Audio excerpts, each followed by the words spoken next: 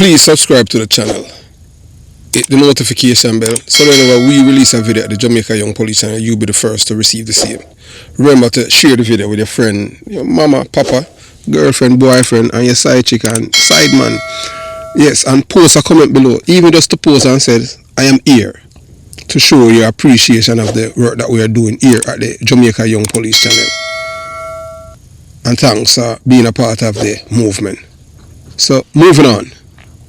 We at the Jamaica Young Police channel, we hate criminals with a passion. So here's one of them. This guy's name is Javon Pinnock. Yeah, aka Froggy. Have a distinct scar on the left side of his face, and him eye go all the way down to him cheekbone. And you know, more or less is a Jamaican do that, you know, telephone cut. I don't know how them come by that thing for, you know, to scar people face like that, and that it's just awful, but terrible people.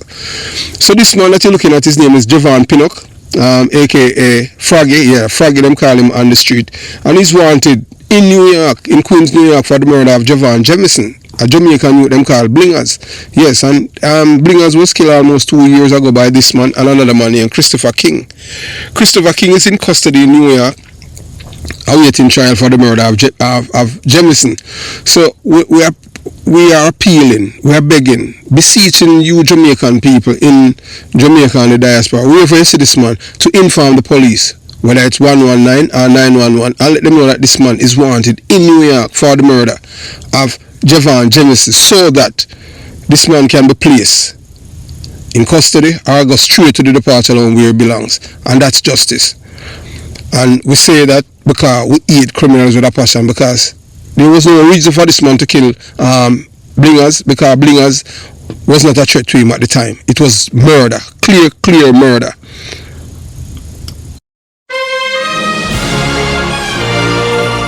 Yes, welcome to the Jamaica Young Police channel. To our loyal viewers, subscribers and Patreon member. At the channel, we are a group of law-abiding citizens who believe in the rule of law and respect the rights of every citizen, but not the ones who do not subscribe to such behavior. We do believe in and support preemptive strikes because they save lives. This is a logical conclusion because preemptive strikes save lives and prevent the further loss of lives. We are all about saving lives at this channel. We at the channel aid criminals with a passion and do not want them over here. We do not want your views, your subscriptions, your likes or your comments. Please go elsewhere where the red carpet is waiting for you. Over here, we want you to go to prison or the departure lounge at Madden. Moving on to today's video. Yeah, so you know that the US State Department has been, they have shut the door, whether you want legally or illegally, but Donald Trump have done the same through his sidekick Elon Musk, the South African. You know, in America, money is king, money talk, and you know, they tell you what, you know, and what talk, you know, money walk and BS talk. So you know that there's a group in Jamaica called Jamaican for Justice, and you know, it's one of the is the main recipient of foreign aid or foreign influence. You know, they cover over USAID LGBTQ funding in Jamaica. So what there's a congresswoman by the name of Mace. You know, a storm of debate has erupted in US political circles, and it's quietly reverberating across the Caribbean after Congresswoman Nancy Mace, a Republican from South Carolina, raised sharp concerns over the United States Agency for International Development and its recent funding decision. During a House Oversight and Government Reform Committee, Congresswoman Mace questioned USA decision to allocate $1.5 million to support LGBTQ plus advocacy initiative in Jamaica, framing the issues as potential contradiction to America's stated foreign policy goals, particularly under the so-called America's First Doctrine. Her remarks were clear, pointed and unapologetic. So the recipient of this money is the Jamaican for Justice, and the PMP LGBTQ plus criminal organization led by Mark Golding and Peter Bunting on the line. There is no money from there that show that he has been to the Jamaican government. So this was done by the Biden administration. USAID was never created to fund extreme gender ideology in foreign nations, she stated, suggesting that the agency has drifted far from its original mission to advance strategic interests into the United States abroad, particularly in areas of development, health, and democratic governance.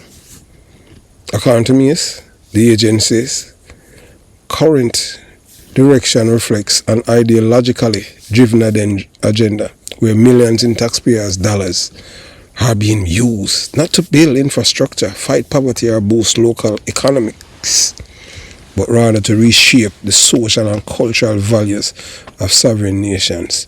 So that's why Barack Obama started it, and then Biden continued it with Kamala Harris, in which they wanted Jamaican, they want to tell Jamaica, say, two men, can be in a marriage, and and nothing wrong if you speak up against your homophobic and them shame you or use economic terrorism against you. So Jamaica's focus, a cultural battleground.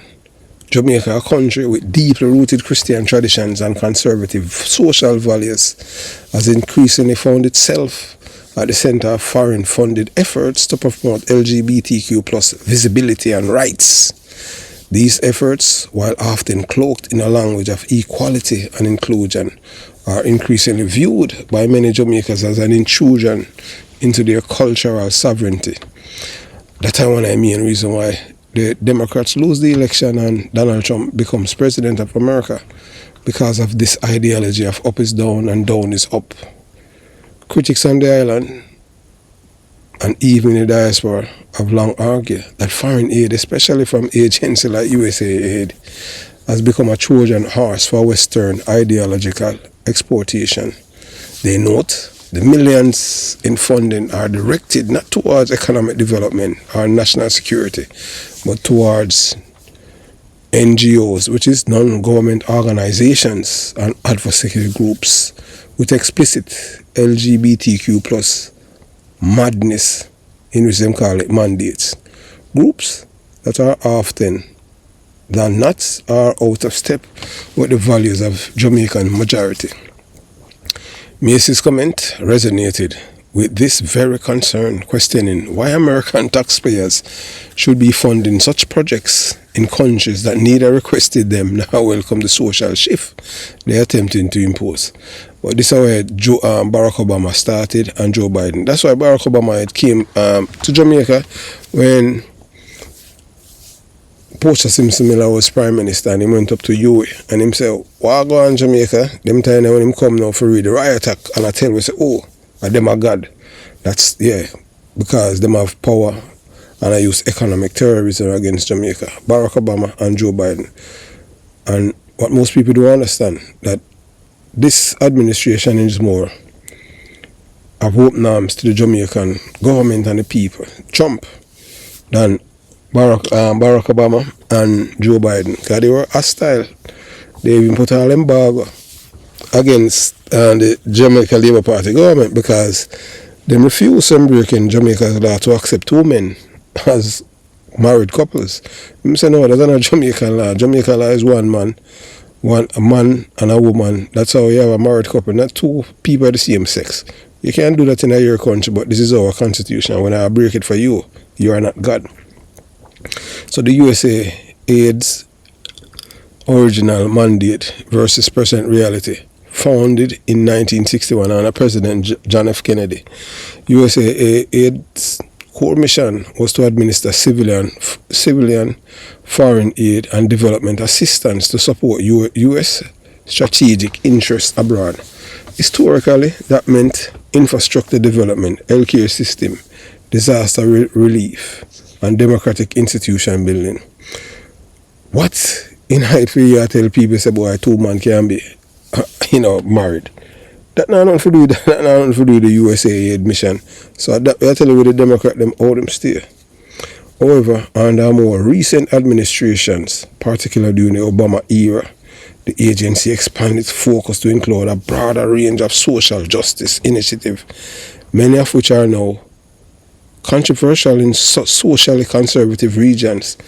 These include LGBTQ plus advocacy, gender identity training, and promotion of policies that redefine family and community structure, concepts that often clash with the norms of countries like Jamaica and with reality. Oh, a man, I go say my woman, that is just madness. That's why them lose the election, but them don't like to hear the truth. So me is echoing a growing segment of American lawmakers is calling for a reset, arguing that USAID priorities should be realigned to focus on America's geopolitical interests, economic security, and traditional diplomacy, not cultural engineering. So our comments, as expected, have drawn mixed reaction. Defenders of USAID argue that the agency has played a vital role in Jamaica, especially in combating HIV, AIDS, supporting gender-based violence prevention, and strengthening civil society institutions. They insist that promoting LGBTQ plus rights is a part of defending universal human rights and reducing stigma, especially in a region where such communities face high level of discrimination and violence. And we can't tell you that is such a lie. You understand? If you don't know a gay guy in Jamaica or a gay girl, something wrong with you. The thing is that what they want to do, they want to tell you, say what they do is right and what you are doing is wrong. And right cannot be wrong. Wrong is right. Wrong is wrong. It's as simple as that. So they want to realign how you think and use bullyism. That's why them start the dictatorship. Them started, by using the courts and using the law for bully people. And now this is how we're at. However, critics, both American and Jamaican, see things differently. To them, this isn't about human rights. It's about ideological imperialism. It's about using soft power and grant money to gradually erode the culture and moral fabric of smaller, weaker nations under the guise of progress. It's not progress. This is madness. They argue that programs like funded by USAID often bypass elected officials and instead empower Western trained activists and NGO operators, many of whom are accountable not to the Jamaican people but to the foreign donors who fund the operations, like Jamaican for Justice and the PMP LGBTQ plus criminal organization. So what this means for Jamaica and the Caribbean? The issue transcends partisanship and touches on something much deeper. The question of national identity and sovereignty. Should Jamaicans have the right to decide their own values, moral framework and societal direction without foreign interference? Or should US policy be used to coerce conformity to a global agenda rooted in Western liberalism? No. As USAID continue to operate in Jamaica and other countries, it must reckon with growing public scrutiny, not just in the United States, but across the very countries it claims to serve. And as Congresswoman Nancy Mace's comments make clear, the era of unquestioned foreign aid spending may be coming to an end. Nations like Jamaica may soon force to ask themselves, what price are we paying for foreign dollars? A madness, because this money that they have been spending in Jamaica is not the government they give it to, it's Jamaican for Justice. The same people who have fund attacks, criminals have rights. So all of them think they are coming to the end of this LGBTQ plus madness. So let's never forget, foreign aid is really about empowerment. It is a critical to remember this unchanging truth. Whenever the American government or any Western government historically rooted in colonialism, slavery and exploitation offers financial assistance to black governments or NGOs or nations populated by people of African descent, the intent is really about genuine upliftment. It is not love. It is not justice. It's as a strategy. So that is what Barack Obama and Joe Biden did. History has already taught us that those who built their empire on genocide, enslavement, and global terrorism do not suddenly wake up with an epiphany to become honest, decent humanitarians. that kind of transformation is a myth sold to naive and the uninformed.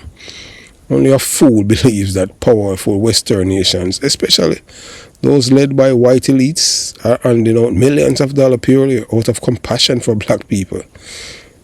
Take the US Agency for International Development, that's USAID. For example, this organization, branded as a philanthropic arm of the US government, has been a long time player in the subtle destabilization of black societies under the guise of AIDS.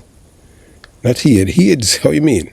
And now as USAID shutter its doors, reportedly influenced by the whim of Elon Musk, the world's richest man who never invented anything but successfully bought influence, it's time to pull back the curtains.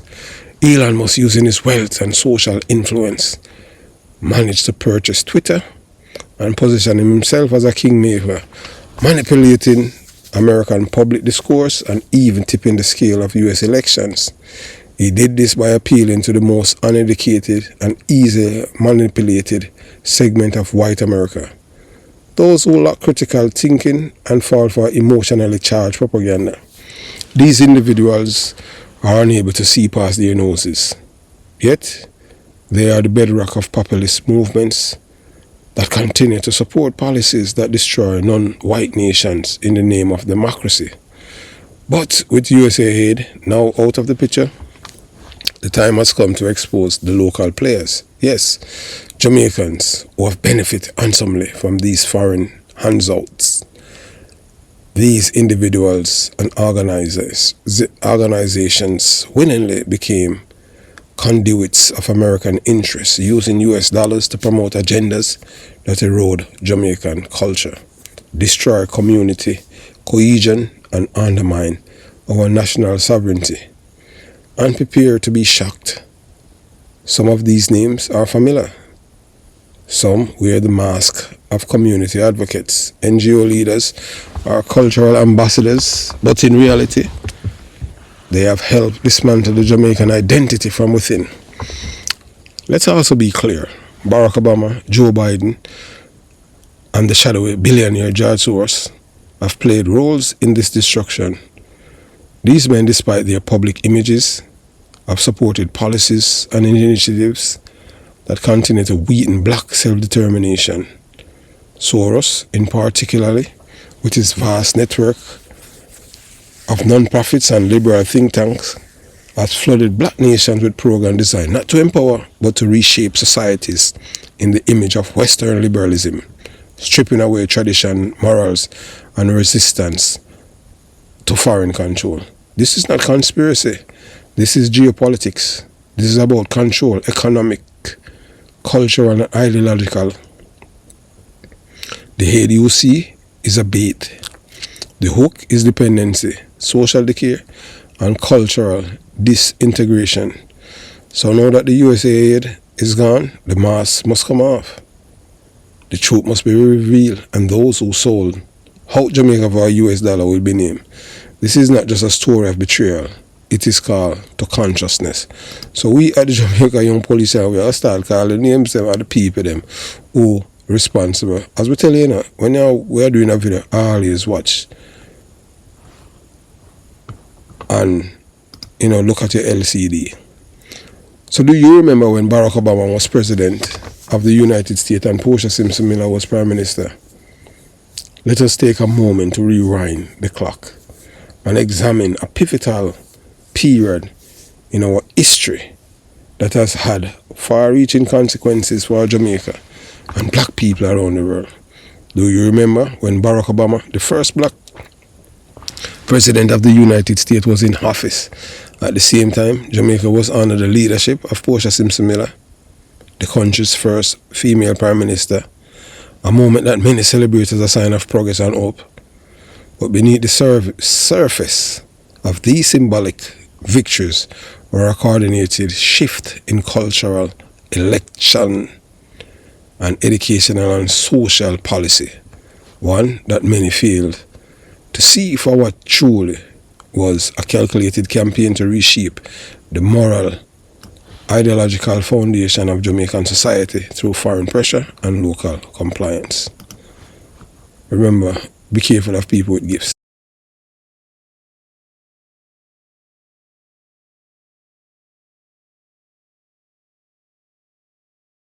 Yeah, so as we have said, and we continue to say that, one thing with these people, with liars, there's no honest liar. Always remember that. So just remember that, the USAID cuts and, for the deception by these people, when they come in your country, you have to have people who are corrupt, like Jamaican for Justice, that, they were receiving a bulk of millions of dollars. And that's why I tell you that these people get rich from the destruction of black people. You understand? So remember that, but beneath the surface of these symbolic victory, the time and time Barack Obama, the first black president of the United States, was in office. At the same time, remember we have Portia Simpson Miller, first female prime minister. And the moment that many celebrated as a sign of progress and hope. But beneath that, the surface of these symbolic victory was a coordinated shift. They never care about we as black people.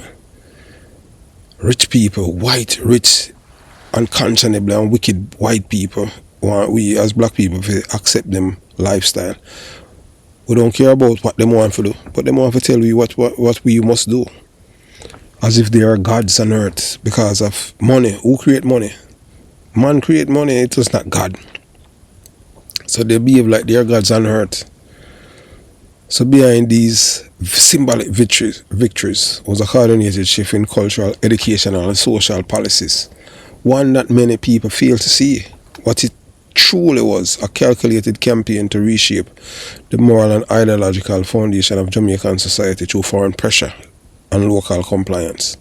So you have the University of the West Indies, Jamaican for Justice, the PMP, LGBTQ plus criminal organization, Dr. Caroline Gooms. All of these people get rich, become millionaires through USAID.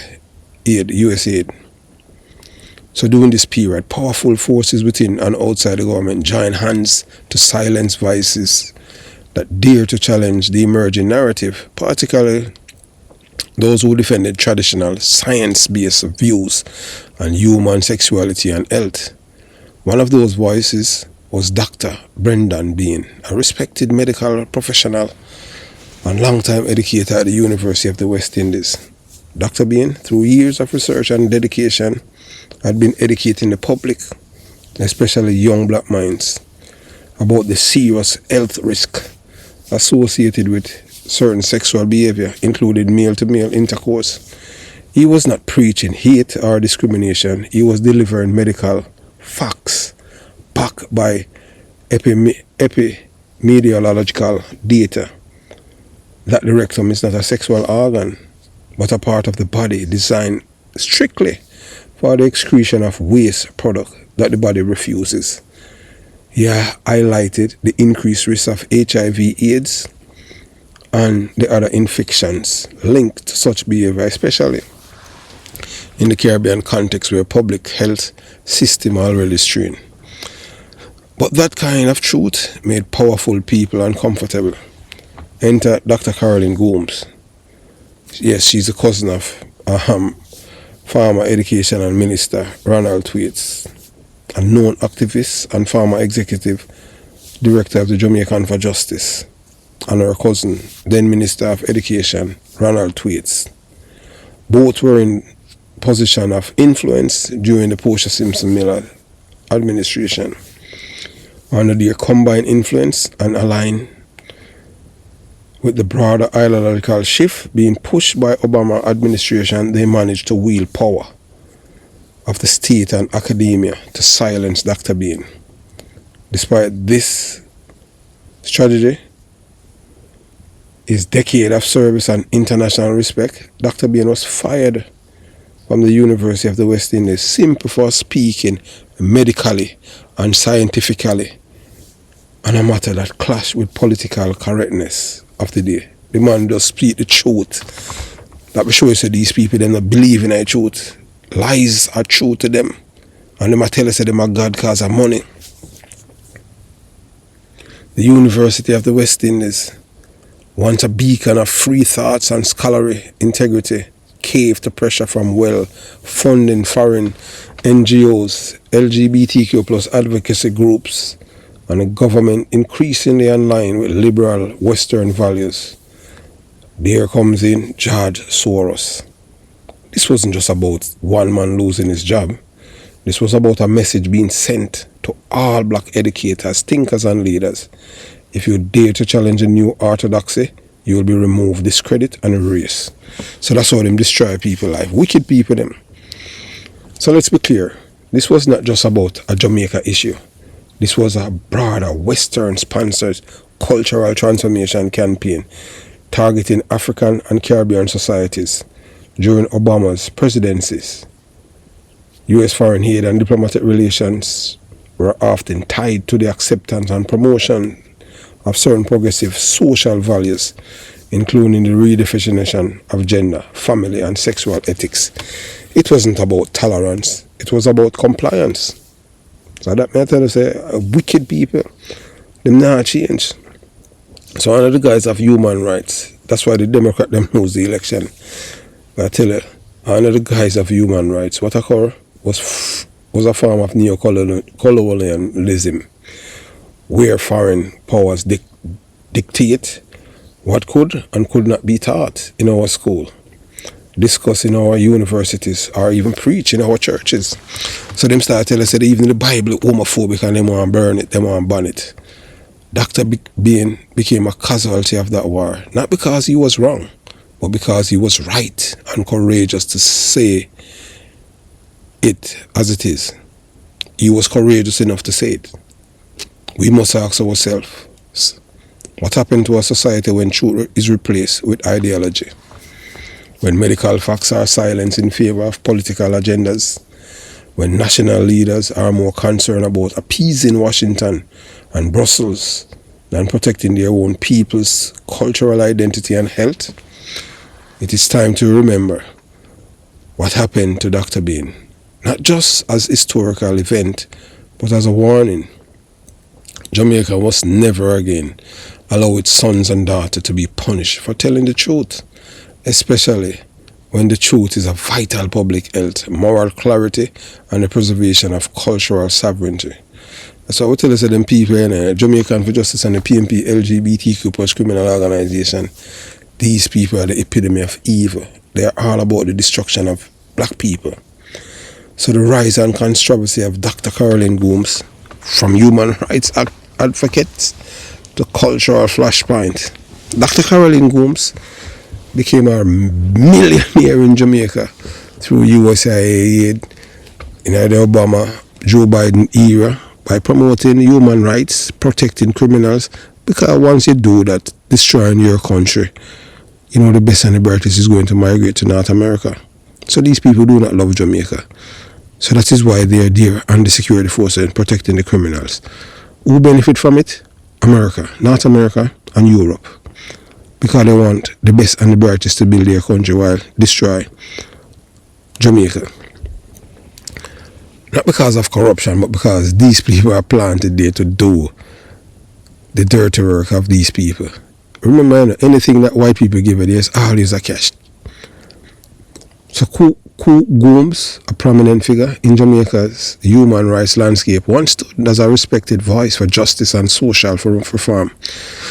A medical doctor by training and a passionate advocate for the marginalized.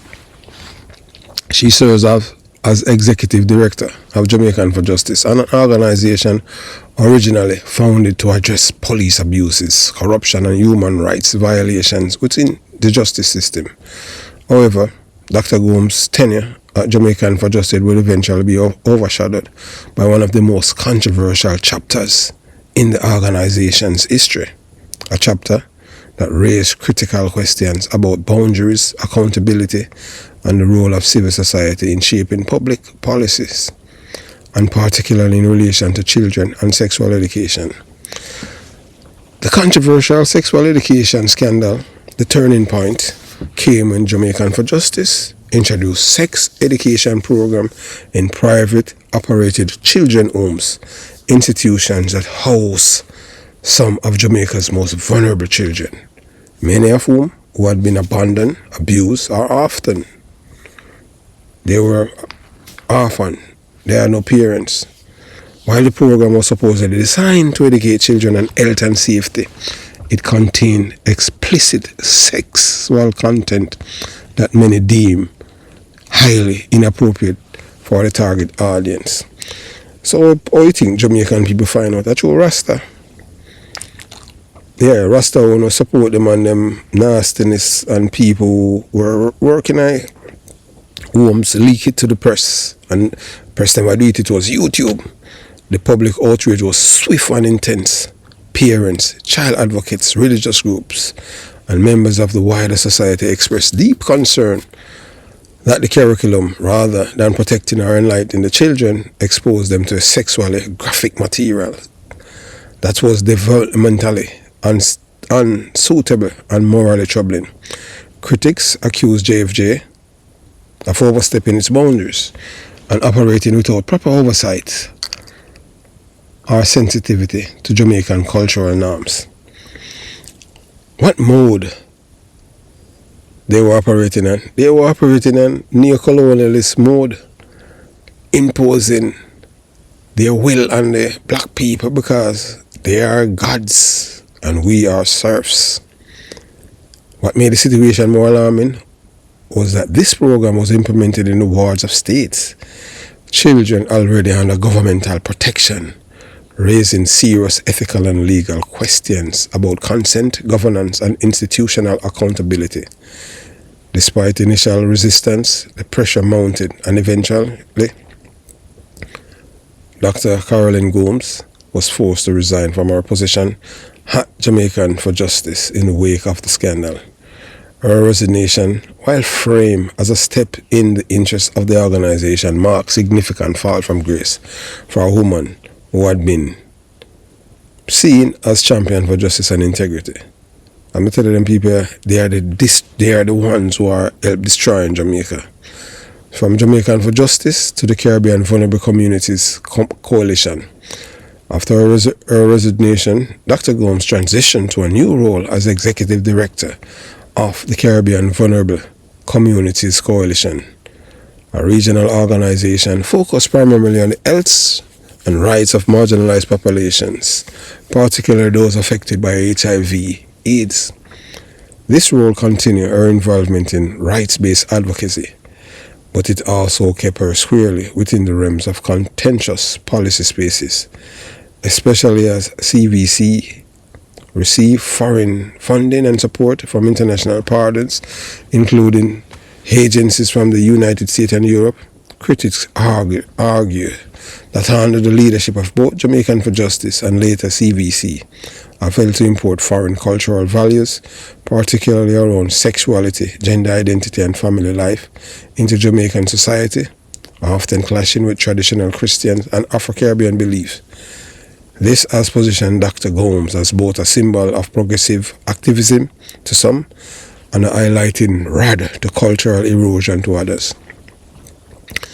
The bigger picture, foreign influence and local fallout.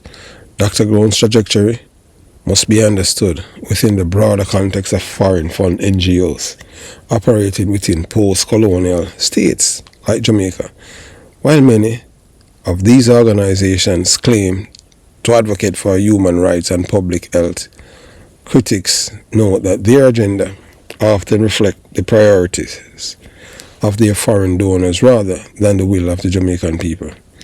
In the case of Jamaican for Justice sex education scandal, questions still linger. Who approved the program? What was the source of its content? Was there foreign influence behind its creation? Yes, coming straight from the man George Soros, Dr. Evil himself, or Lord Evil.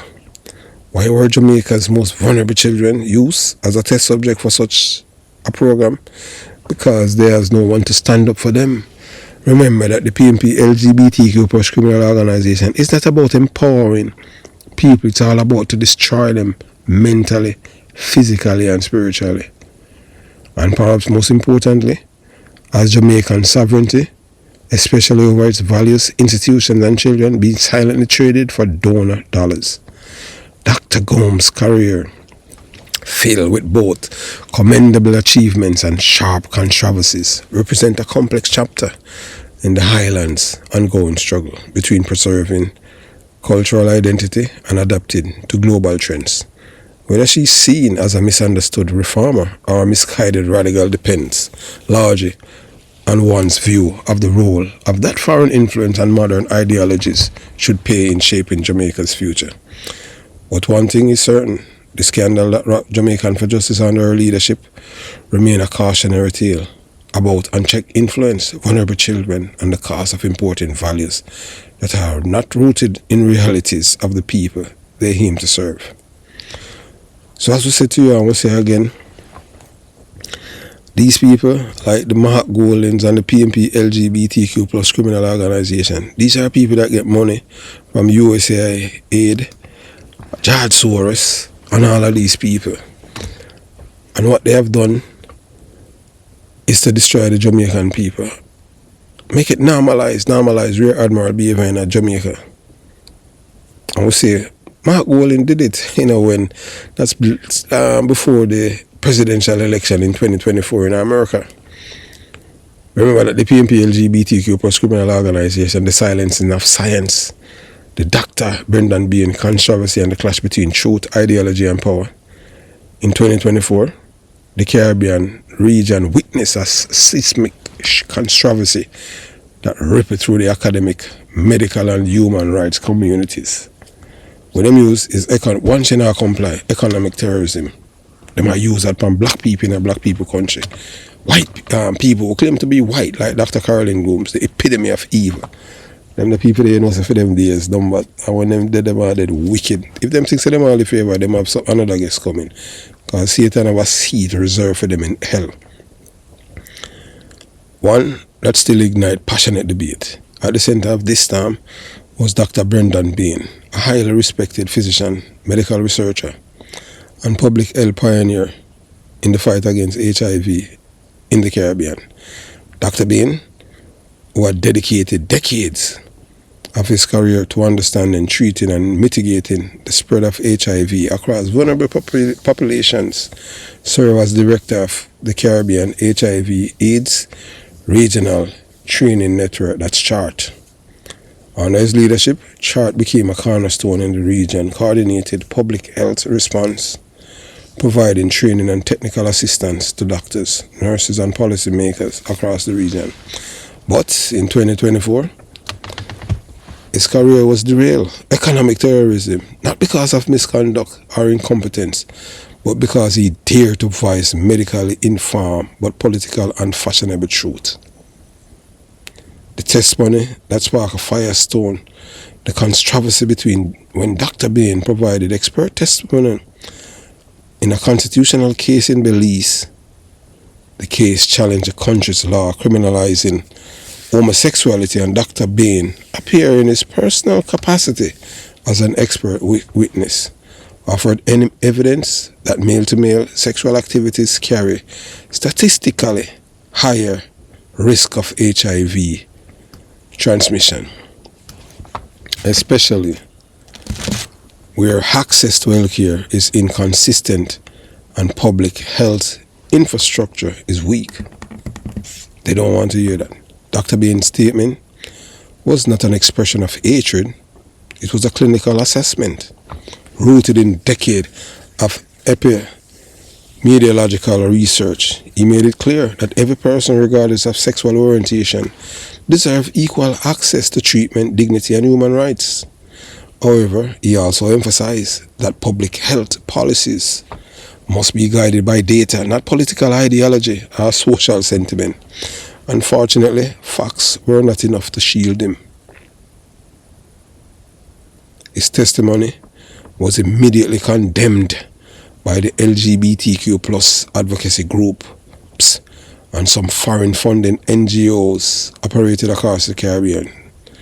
These groups accused Dr. Bain of promoting discrimination and claimed that his views were inconsistent with inclusive health practices. A coordinated campaign was launched and demand his removal from chart. How dare you as a black man to speak the truth? We are white and we are your superior beings on earth, and we have been put here by God, and you are our serf. As black people, we know that the truth is always on our side. Shockingly, the University of the West Indies, an institution that should have been the bastion of academic freedom and scientific integrity, capitulated to political power.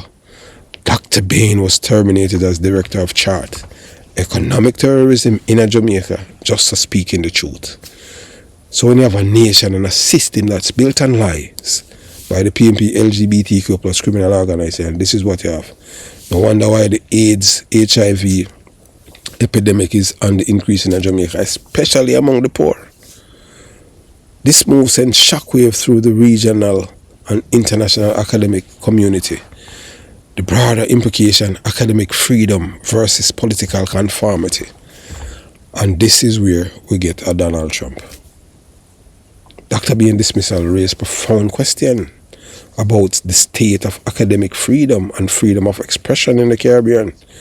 If a globally recognized medical expert could be silenced for presenting objective scientific data in a court of law, what does that say about the intellectual independence of regional institutions?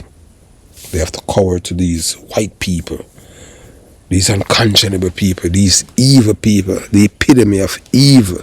These people have no respect for the rule of law or respect truth. These people are devils, whether or not you want to believe it. Devils devalues life. These are not people that value life. That's why they despise Dr. Bain for speaking truth. Dr. Bain is a globally recognized medical expert. If he could be silent for presenting objective scientific data in a court of law, what does that say about intellectual independence of regional institutions? What does that say? The controversy laid bare a troubling truth. Foreign influences can and does shape direction of Caribbean academia, governance, and civil society, often at the expense of free thought, truth, and national sovereignty. Ideology over evidence. This was not just about Dr. Bain. It was about a growing global trend where ideological orthodoxy is allowed to override scientific rigor. We're speaking facts, that means truth, especially inconvenient ones, is treated as a punishable offense. So this is where we at. Them started, tell you already, Barack Obama and Joe Biden, them start punish people for the truth. That's why we have a Donald Trump. And we are experts, are expected to bend their conclusion to fit prevailing political narrative, even if it means misleading the public. Lies, lies, lies again. For a region grappling with some of the highest HIV, AIDS infections rate per capita in the world, silencing a voice like Dr. Bain wasn't just unjust, it was dangerous. His removal deprived the region of principled, experienced leader who understand the cultural, social, and medical complexity of public health in the Caribbean context. So if they want to kill black people, it might as well just kill them. You know, if I tell them the life, tell them, say, boy, the rectum is a sex organ when it's not. And this why liberal hate black people when they speak the truth. So the fallout and legacy following his dismissal, Dr. Bain received an outpouring of support from Caribbean clergy, medical professionals, educators, and citizens who saw the actions as betrayal. Not just of the man, but of the value of the University of the West Indies was supposed to hold. All because you have a man named George Soros who was behind it. Lord Evil. Petitions, editorials, and protests followed. The case was even brought before the courts in Jamaica, where Dr. Bain sued the university for wrongful termination. To this day, the case of Dr. Bain remains a symbol of tension between truth and tolerance, between data and dogma. It forces us to ask uncomfortable but necessary questions. Can a society truly be free of its academics or not? Should foreign-funded NGOs have veto power over local experts? Where's the line between advocacy and censorship? A moment we must not forget. What happened to Dr. Brendan Bain is not an isolated incident. It's a part of a wider cultural battle being fought across the Caribbean and global South. It is a struggle between those who believe in truth rooted in evidence and those who seek to reshape society through ideological pressure regardless of facts. The Caribbean cannot afford to sacrifice its thinkers, scientists, and cultural guardians on the altar of political correctness and wicked and evil and unconscionable white people. We must defend the right to speak truth, even unpopular truth, if we are to build a society that is not only just, but also intellectually and morally honest. Dr. Brendan Bain may have been removed from office, but his legacy, his integrity, and his commitment to service live on. And the questions raised by his dismissal remain as relevant today as they were a decade ago. So the foreign funding agenda, or US policies, and the PMP LGBTQ plus criminal organization and foreign billionaires like George Soros are undermining the Jamaican values. The political landscape in Jamaica is not what it was once was. It has been fundamentally altered by a silent but dangerous alliance, one involving foreign powers, wealthy ideologies, and local political actors who have sold out their heritage, values, and people in exchange for US dollars. An international favor. That's how it is. They have sold out the Jamaican people heritage for international dollars. Yes, these people have they have no decency about them or ethics.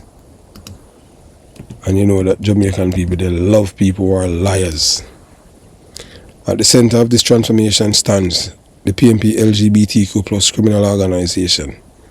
An organization that once claimed to stand for Jamaican people, but has also over the past decade aligned itself with foreign interests, particularly those rooted in American left-wing politics. Under the leadership of Mark Golding, also known to many Jamaicans of Gummy Bear, the PMP LGBTQ plus criminal organization has become not just a political party, but a conduit for foreign ideologies, aggressively pushing agendas that are incompatible with Jamaican cultural foundation. Obama, Biden, and the flow of foreign funding during the Obama administration, where Joe Biden served as vice president, millions of dollars were funneled into the Caribbean nations, including Jamaica. But this money was not neutral. It came with conditions, ideological strings attached. Much of this funding channeled through USAID, another State Department PAC agency, was directed toward LGBT plus advocacy, justice reform, and civil society empowerment. Then them started to say it was human rights. That's how we get a Donald Trump. And thank Donald Trump. However, these programs were not organally Jamaican. They were foreign imports designed to reshape the moral, cultural, and political framework of our nation in the global South. In Jamaica, these funds were often managed or distributed through organizations like Jamaican for Justice and the Caribbean Vulnerable Communities Coalitions, groups that openly promote Western liberal values under the banner of human rights. This movement was strongly supported and promoted by billionaire George Soros. Yes, so it was men like George Soros, a man many view as the global architect of cultural destabilization through strategic funding. These open society foundations have spent billions globally, and Jamaica has not been exempt. Remember the Maroon, Chief Curry, yeah man, and Queen Ifrica and them people there, them line up behind him. So don't watch them, because she line up behind Chief Curry, Queen Ifrica, that means she support it. The results of this coordinating funding campaign, a PNP LGBTQ plus criminal organization that now serves as a political arm of a broader foreign-backed LGBTQ plus agenda, promoting policies and programs that most Jamaicans need to ask for our support. Mark Gummibeer Golden public endorsement of same-sex union, a defining moment came when Mark Gummibeer Golden, clearly emboldened by what he believed was the political momentum of Joe Biden's Democratic Party, took the unprecedented step of publicly endorsing a same-sex relationship in Jamaica. He did so with fanfare, congratulating two Jamaican men on their anniversary, something that would have been unthinkable for any Jamaican political leader even a decade ago. This act was not just symbolic, it was a signal to Washington, to Soros, funding, NGOs, and to global liberal elites that the PNP LGBTQ plus criminal organization was fully on board with their agenda. Golden believed that Biden-Harris administration will solidify and support their ideological alliance, cementing the PNP LGBTQ plus criminal organization place as a local foot soldier for foreign influence. But the world shifted.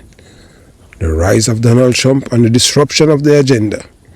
With the election of Donald J. Trump, a man who rejected much of the globalist framework promoted by Obama-Biden administration, the multifaceted slow. Trump's presidency marked by a break from ideological exploitation of leftist values.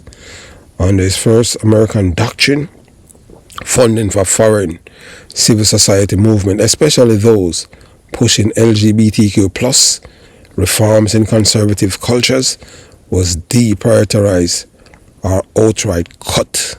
Thank God for Donald Trump.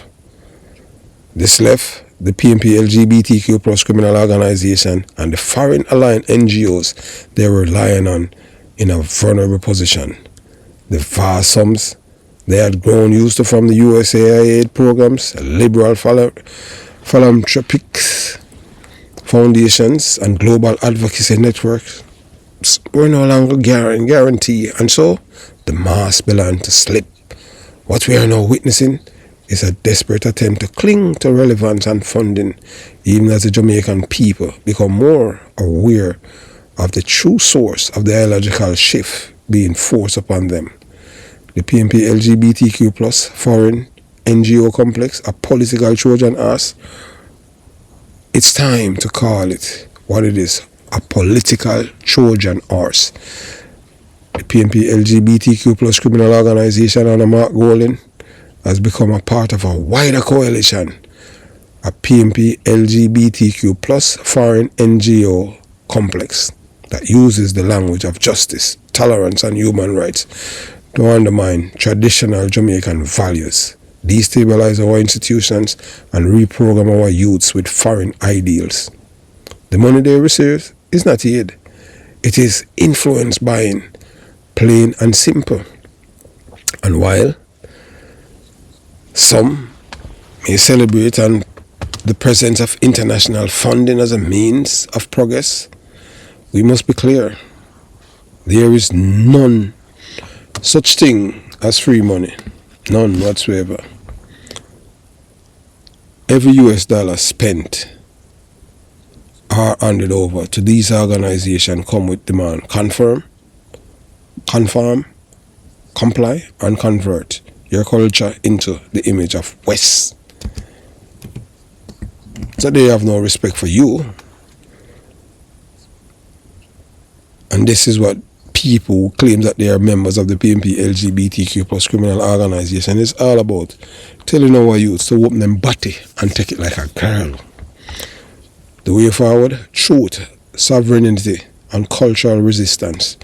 Jamaica must reclaim its independence, not politically, but culturally and morally.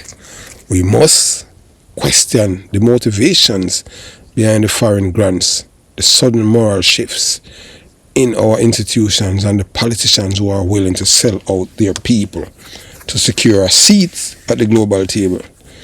We are not against progress. We are not against fairness or dignity for all. But we are against ideological colonization, especially when it's orchestrated through foreign capital, compromised leaders, and deceitful agendas. And we must ask, who benefits when Jamaica abandons its values? It's not the average citizens. It's not the struggling mother. It is not the unemployed youth. The only beneficiary of those who profit from division, confusion, and cultural subversion, foreign billionaires, compromised politicians, and organizations willing to trade integrity for influence. It's time we expose the truth. It's time we defend Jamaica. So Ronald tweets on the LGBTQ plus debate in Jamaica, navigating a cultural crossroads. Ronald tweets, former Minister of Education and a long-standing figure in Jamaica political and intellectual life, has approached the subject of LGBTQ plus issue in Jamaica with a posture that many interpreted as carefully calculated and ideologically complex. His stance, while not inflammatory or overtly radical, reflects a tightrope walk that many policymakers in post-colonial societies must perform, balancing respect for our cultural traditions with calls from tolerance and the protection of marginalized groups. At the heart of Tweet's position is a recognition of Jamaica's deep-rooted religious and cultural norms. As you know, the church silent from Mark gonna be a goal and tell black man, say, open up a body and take it like a girl. None of them not come out, so that's why we don't need no church. Jamaica need mosque. Because one thing with the Muslim, them not play. They will burn them, they will burn down a place to ashes. As a former Catholic deacon and a man shaped by traditional Christian principles, he has consistently voiced concern about the imposition of foreign liberal values, particularly those surrounding sexuality and gender identity, and Jamaican institutions, especially in schools. In various interviews and public commentaries, he had warned against what he sees as external agendas infiltrating national education system, even through funding of foreign NGOs and curriculum changes that are not reflective of Jamaican ethos. He has made it clear that while he does not support homophobia, he is equally opposed to what he views ideological overreach, especially when it comes to re-engineering the minds of Jamaican youth through covert or overt promotion of LGBTQ plus ideology without public consultation or cultural sensitivity. He has cautioned against treating the LGBTQ plus discussion as a single issue movement, divorce from a broader moral, psychological and health related context. The Education Ministry and the cultural battlefield during Tweet's tenure as Education Minister for 2012 to 2016 under Portia Simpson-Miller administration, Jamaica's education system became a frontline in a clash between traditional values and global progressive ideologies. On one side were international agencies, some of which tight funding to curriculum reform, demanding inclusive language and sexuality education. On the others were churches, school administration, and community leaders pushing back, arguing that such changes represent a foreign invasion of Jamaica's cultural sovereignty. Tweets attempted to walk a middle path, acknowledge the vulnerability of LGBTQ plus individuals in society, while others resisting efforts to normalize or institutionalize values that many Jamaicans see as incompatible with their beliefs. He spoke of the need to foster thoughtful discussions around sexual behavior, health, and morality, but stressed that such discussions must be led by Jamaicans for Jamaicans and not be dictated by outside interest groups. This perspective earned him criticism from both sides. Progressive activists accuse him of being too conservative and failing to protect LGBTQ plus students. So they must infringe upon your rights and you not have none. Meanwhile, traditionalists often saw him as too soft, especially in his refusal to explicitly condemn homosexual behavior in moral terms. But to understand Thwaites is to understand the broader post-colonial dilemma facing Jamaica and many other Jamaicans and nations in the global south. How do you modernize without losing your soul? How do you protect vulnerable groups without dismantling moral framework that hold your society together? The issue of imported agendas, one of Thwaites' most recurring concern, has been what he terms as the importation of values, foreign concepts being smuggled into local institutions through donor funding, development assistance, and NGO activism. While many of these programs are promoted under the umbrella of human rights, Thwaites has pointed out that they often ignore the cultural and religious fabric of Jamaica, reducing the country to a laboratory for social experiment conceived in the West. The result, he argues, is a fractured national identity where traditional Jamaican values are portrayed as backwards or oppressive, while foreign ideologies are treated as enlightened gospel immune to criticism. This cultural dissonance, he suggests, is not unhelpful, it is socially destabilizing. A call for a national conversation, not imported doctrine. Thwaites' position can be summarized as call for indigenous moral reasoning. He does not deny the existence of struggles of LGBTQ plus individuals in Jamaica. What he challenges is the idea that Jamaica must surrender its rights to shape its own social policies, moral teachings, and educational content in order to conform to international expectation.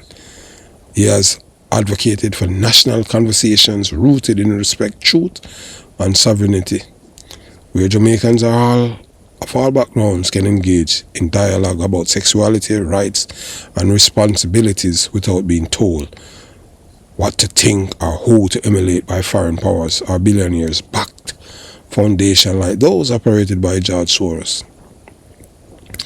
Ronald Thwaites is not a revolutionary, he is not a firebrand, but in a world where moderation itself has become controversial, his refusal to adopt wholesale the ideological framework of the West has made him a polarizing figure. In many ways, he embodies the tension between modernity and tradition, inclusion and cultural integrity, tolerance and truth. His views remind us that every act of resistance is born from hatred. Sometimes it stems from a deep love for country, culture, and a sacred duty to protect the next generation from becoming strangers in their own land. In the end, Thwaites' legacy may not be one that sweeping reform or radical transformation, but of drawing necessary boundaries, challenging both leaders and foreign actors to ask, who decide what values are worth preserving and at what cost are we willing to abandon them?